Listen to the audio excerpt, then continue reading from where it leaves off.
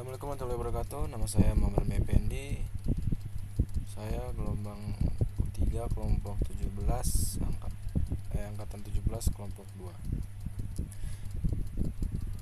Di sini saya akan menjelaskan tentang identifikasi dan deskripsi isu implementasi manajemen ASN dan Smart ASN.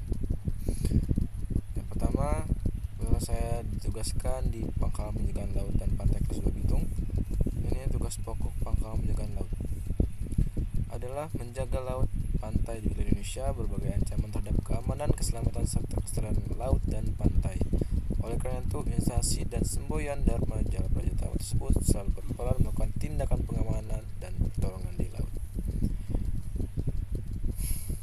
Mempunyai tugas untuk merumuskan dan melaksanakan kebijakan, standar, norma, pedoman, kriteria, dan prosedur serta bimbingan teknis evaluasi dan pelaporan di bidang patroli dan pengamanan, pengawasan keselamatan dan penyelidikan pegawai negeri sipil, tertib pelayaran, penanggulangan musibah dan pekerjaan di bawah laut, sarana dan prasarana penjagaan laut dan pantai. Jadi ada pekerjaan di atas laut, apa di bawah laut itu kita yang memantau juga.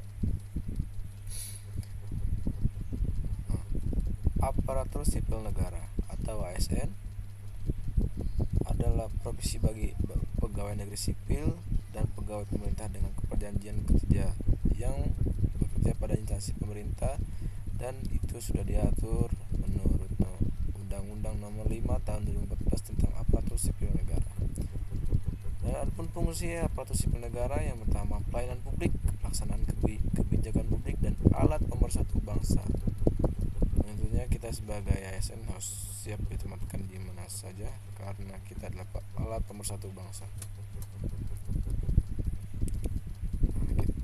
Kita masuk ke dalam materi identifikasi isu penerapan. Yang pertama, manajemen ASN. Manajemen ASN adalah pengelolaan ASN untuk menghasilkan pegawai ASN yang profesional dan memiliki dasar etika profesi, bebas dan intervensi publik, bersih dari praktik KKN. Smart ASN adalah pegawai dengan kompetensi kinerja serta profesionalisme yang tinggi sehingga mampu beradaptasi dan semakin responsif terhadap perubahan dan pencapaian tujuan organisasi. Identifikasi isu manajemen ASN yang ada di KPLP Kelas 2 Bitung. Yang pertama, kurangnya sumber daya manusia di Pangkalan Penjagaan Laut dan Pantai Kelas 2 Bitung. Dampaknya terjadinya ada pegawai yang memegang dua pekerjaan sekaligus. Yang kedua, kurangnya disiplin saat pelaksanaan apel pagi dan sore. Itu membuat dampak terkenanya hukuman dari dinas polisi dan membuat kondisi tidak kondusif dan tidak mencerminkan sebagai ASN yang baik.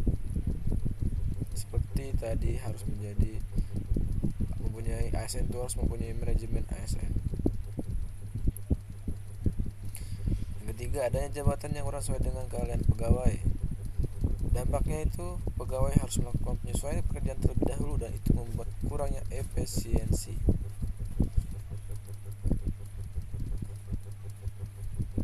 Adapun identifikasi isu tentang Smart ASN, yang pertama, kehadiran masuk kantor masih menggunakan manual. Dampaknya kurangnya efisiensi dalam kehadiran pegawai dan sekarang sudah zamannya digitalisasi, harus bisa menggunakan fingerprint atau semacamnya. Yang kedua, pegawai masih kurang paham saat pengisian laporan bulanan kapal lewat online. Pada dampaknya kurang efisiensi, harusnya bisa menghemat kertas dan bisa mempermudah laporan untuk kantor atau kesatuan yang ada di pusat.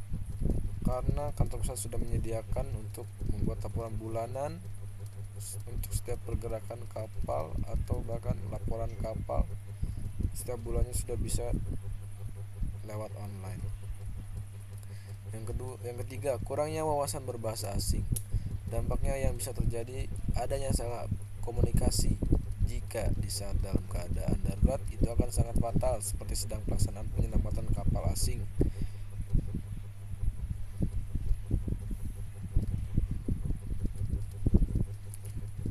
Mungkin itu saja dari saya. Terima kasih. Salam. Wabillahi taufiq hidayah. Assalamualaikum warahmatullahi wabarakatuh.